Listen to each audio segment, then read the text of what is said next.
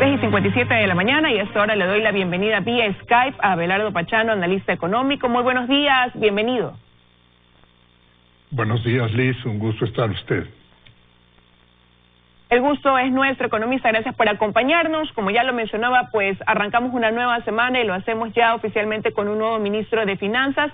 Y quisiera empezar preguntándole cuál visualiza usted o cuál cree usted que va a ser el rumbo que tome el manejo económico en estos meses que le restan al gobierno del presidente Lenín Moreno. La noticia buena del cambio de ministro es que tenemos a un profesional reconocido en el Ecuador. Él impondrá su propia personalidad, pero tiene una cancha bastante bien delineada por el ex ministro Martínez.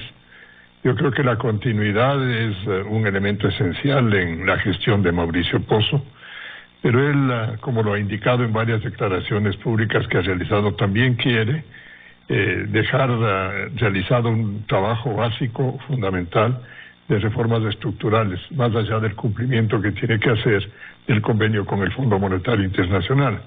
De tal manera que coyuntura y estructura parecería ser que son los dos elementos que están en la mente del nuevo ministro de Finanzas.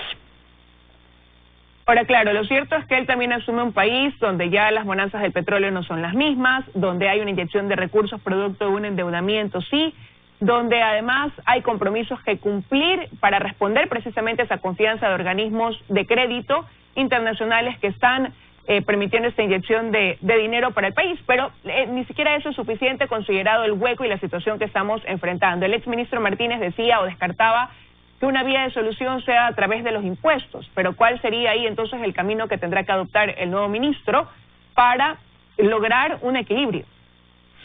Bueno, yo creo que tenemos una tarea inacabada de redimensionamiento del Estado ecuatoriano. Es muy grande, sigue siendo desproporcionado a la capacidad de sostenimiento que tiene la economía ecuatoriana. Para el próximo año, de acuerdo al programa establecido por el gobierno nacional y apoyado por el Fondo Monetario, la relación del gasto público al Producto Interno Bruto va a mantenerse alrededor del 34% de él, y nos parece que sigue siendo excesivo. Aquí hay que volver a trabajar con mucho ahínco para reducir ese tamaño, volverlo a los tamaños tradicionales que tenía el Ecuador de influencia y de peso del Estado antes de todo este largo proceso de deformación de la gestión pública por parte del gobierno del presidente Correa. De tal manera que para el ministro Pozo, como para los siguientes ministros, para el siguiente gobierno, la tarea de reducción del gasto público sigue siendo una tarea fundamental. Ahora, a esa tarea deberá venir acompañada sin duda alguna una reforma tributaria estructurada de una manera mucho más conceptual, que dé señales muy claras de ser amigable con la inversión, porque el ser amigable con la inversión es amigable con el empleo, y lo que los ecuatorianos necesitamos es fuentes de trabajo. Y esas fuentes de trabajo deben estar vinculadas con producción ecuatoriana destinada a los mercados internacionales. El mercado nacional es un mercado que tiene muchas limitaciones, se irá recomponiendo a lo largo del tiempo, pero uno no puede fijar el futuro, el crecimiento de la economía sobre la base de ese mercado, sino sobre la base de encontrar nichos en los mercados internacionales, de tal manera que la combinación de ingresos y gastos sobre un esfuerzo mucho más concentrado en gastos creo que es una buena fórmula para el futuro. Ahora, pero a este gobierno le quedan 7 meses todavía para poder ejecutar parte de lo que usted ha dicho, y ahí más bien preguntarle eso, ¿no? Si ese tiempo servirá para ir abriendo el camino, pero ya le corresponderá al siguiente gobierno, a quien asume en mayo del 2021, ejecutar esas estrategias y poner en marcha ya lo que usted acaba de decir, ¿no? Reformas, lo que necesitamos para efectivamente dinamizar nuestra economía. Bueno, no debemos olvidarnos, Liz, que venimos de una relación de gasto público que llegó al 44% del Producto Interno Bruto. Y para el próximo año está estipulada o estimada en el 34%. Si se cumple esa meta, se habrá logrado reducir por lo menos 10 puntos ya de ese brutal, y perdóneme la expresión, de ese brutal crecimiento del tamaño del Estado, y además de esa desaforada tendencia a gastar y mal usar los recursos, inclusive con una multiplicidad de ejemplos de corrupción muy profunda y generalizada en la gestión. Entonces, el programa como está concebido hasta el mes de mayo del próximo año, le obliga al gobierno a mantener una línea de austeridad. Los recursos, como usted bien lo dijo al inicio de su presentación, los recursos que nos vienen de los multilaterales son críticos, son importantes, pero insuficientes aún para poder cubrir todo el tamaño de la brecha fiscal, de tal manera que el esfuerzo y el mantenimiento de la disciplina fiscal sigue siendo una prioridad. Y lo bueno de este programa es que pretende llegar a entregar al próximo gobierno una economía que puede tener continuidad, que teniendo problemas, que teniendo dificultades, tiene frente a sí posibilidades de continuar con una línea de gestión que permita recuperar la confianza para que la inversión privada vuelva a ser dinámica en el Ecuador. Entonces, para contestarle la pregunta, yo le diría, no puede descuadrarse la línea de gasto público, tiene que seguir siendo la misma, mantener la misma línea y hay que profundizarla. Yo no estoy satisfecho con lo que hemos alcanzado. Yo entiendo las limitaciones que ha tenido la política económica, pero creo que el Ecuador tiene que comprender que mientras no le pongamos en orden a la casa del gobierno nacional, va a ser muy difícil que las actividades privadas tengan el florecimiento que requieren. Para economista, y considerando todo esto, el hecho de que esos recursos que fueron anunciados por el presidente Moreno, que ya comenzaron a llegar y están en las cuentas del gobierno, son vitales para este 2020, algo del 2021, pero no hay un proyecto similar para el próximo año. Usted ya lo decía, nos toca un tiempo de austeridad, no hay la probabilidad de tener esa holgura que quizás hubo años atrás. Considerando eso, ¿qué deberá prevalecer ya en esa estructura de armar el presupuesto del Estado para el 2021?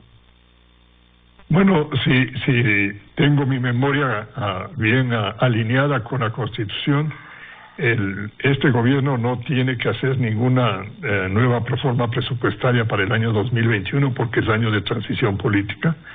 Va a tener continuidad el presupuesto del año 2020 y consecuentemente ahí están los lineamientos ya fijados. Le corresponderá al próximo gobierno, tan pronto tome posesión de sus responsabilidades ejecutivas, el llevar al Parlamento, a la Asamblea, una propuesta de presupuesto del año 2021 para lo que reste de esa gestión. Entonces, el año 2021 va a estar marcada por la corresponsabilidad entre lo que gestione este gobierno y lo que hará de gestión de inicio el próximo. Por eso es que la línea de continuidad con un programa convenido con el Fondo Monetario Internacional es un punto importante de partida para señalar un compromiso de Estado del Ecuador de volver a tener prácticas económicas que sean responsables, que sean equilibradas. Lo segundo que es bien importante tener en la cabeza, Liz, es que la austeridad no puede abandonarse nunca, nunca.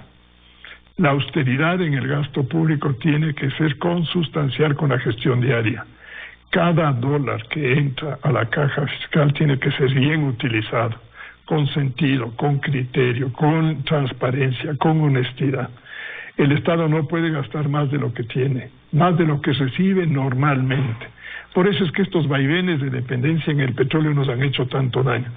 Así como el petróleo nos ha dado oportunidad para desarrollarnos, para crecer, para tener mejores condiciones de vida, también se ha convertido en un fuete duro que nos ha hecho la vida demasiado fácil a muchos sectores económicos y nos ha hecho perder la visión de un Estado responsable. Entonces, el concepto de austeridad, el concepto de gasto con criterio y con principios, no lo debemos abandonar nunca.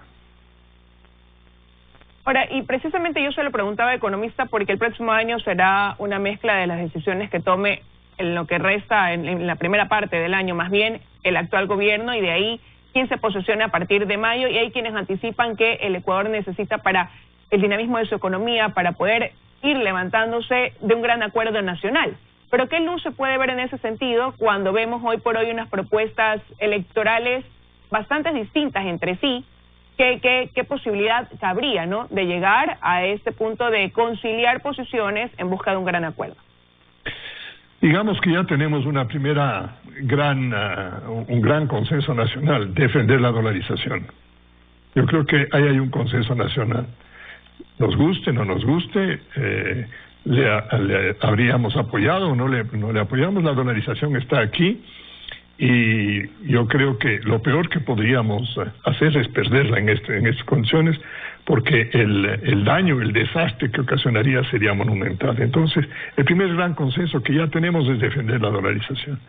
Si nosotros tenemos ese consenso, el segundo gran consenso es que tenemos que volverle al Estado nuevamente un actor político responsable. El Estado no puede seguir gastando más de lo que recibe normalmente. El desvío que tuvo en los 10 años de gestión del gobierno anterior fue un desvío peligrosísimo para la estabilidad del sistema. No tenemos ahora recursos para volver a hacer lo mismo. Si no contamos con los multilaterales, los mercados financieros internacionales no tienen interés en entregarles recursos al Ecuador. La China tampoco demuestra apetito o afán de profundizar su nivel de acreencia con el Ecuador. De tal manera que como ya utilizamos el ahorro nacional, la única línea que le queda al próximo gobierno, la única, porque no hay alternativa, es manejar con austeridad el presupuesto del Estado y los presupuestos provinciales o locales. Esa línea hay que promocionarla ya con criterio político para que haya una responsabilidad de quien quiera que gane en seguir en esa dirección. Si no se sigue en esa dirección, Liz, el peligro de desbarrancarnos es muy alto, es extremadamente alto, pues no habrá quien nos quiera ayudar.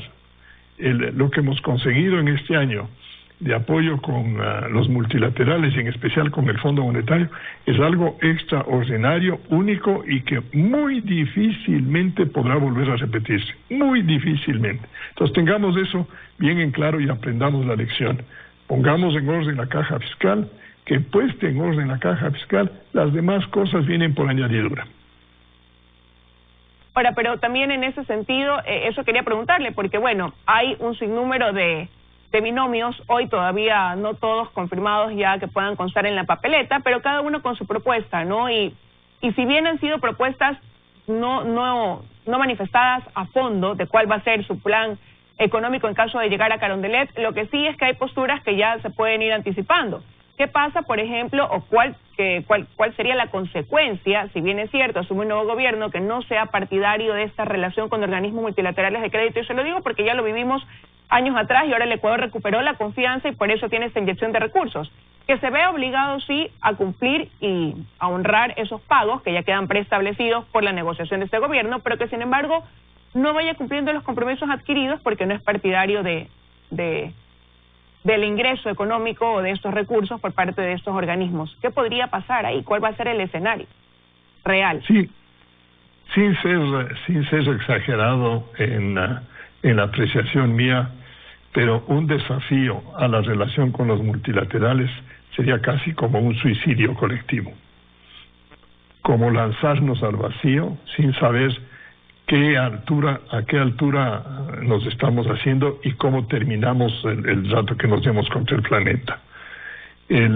Si nosotros queremos defender la dolarización, y este es el punto de partida básico, y nosotros queremos defender la dolarización, no hay otro camino que la austeridad pública. Se acabaron los accesos a los mercados internacionales. Los multilaterales no nos van a acompañar. Los gobiernos, por más amigos que sean, no nos van a dar los recursos necesarios. Hay que bajar el gasto público. Cualquier planteamiento que se haga sobre la base de mantener la situación actual es inviable. Todo planteamiento va a necesitar de ajustarle el tamaño del Estado. Nos falta tarea ahí. Y si nosotros queremos tener sentido social, si nosotros queremos generar empleo y generar buen empleo, tenemos que trabajar con las actividades privadas de una manera mucho más cercana, más transparente, más clara. Normas tributarias que se cumplan. Al evasor, castigos ejemplarizadoras. Al que cumple, apoyo total. Igual con el trabajador que cumple debe ser promocionado y mejorar su condición de vida. Trabajador que es irresponsable no tiene posibilidad en el Ecuador ni en ninguna parte del mundo. Entonces, ¿a dónde llevo esto? A que con esfuerzo vamos a salir. Nadie nos va a regalar un centavo. Nadie nos va a decir la vida de ustedes es gratuita y sin esfuerzo ustedes no van a salir. Entonces, en la cabeza hay que tenerlo bien clarito. Uno, defender la dolarización es algo nacional. Si estamos de acuerdo con eso, el Estado tiene que ser responsable. Si estamos de acuerdo con eso, quiere decir que no tiene que tener déficit fiscal. Y si estamos de acuerdo con eso, vamos a saber que con el tiempo la inversión privada va a ser un elemento vital de recuperación del empleo destruido por tantos años de abuso a las cuentas públicas. Bueno, definitivamente para poder salir va a requerir un esfuerzo de todos, ¿no? El sector público, el sector privado, las diferentes funciones, el gobierno, la Asamblea Nacional, que tiene reformas también pendientes. Habrá que ver cuánto se avanza en ese sentido en estos 7 meses que tengan por delante, o será ya la nueva Asamblea que se posesione a partir también de mayo. Quiero agradecerle, economista, que nos haya acompañado esta mañana aquí en los desayunos de 24 horas. Gracias, Liz, ha sido grato compartir. Para nosotros también, que tengan un muy buen día. Vamos a ir a un corte. Al regresar...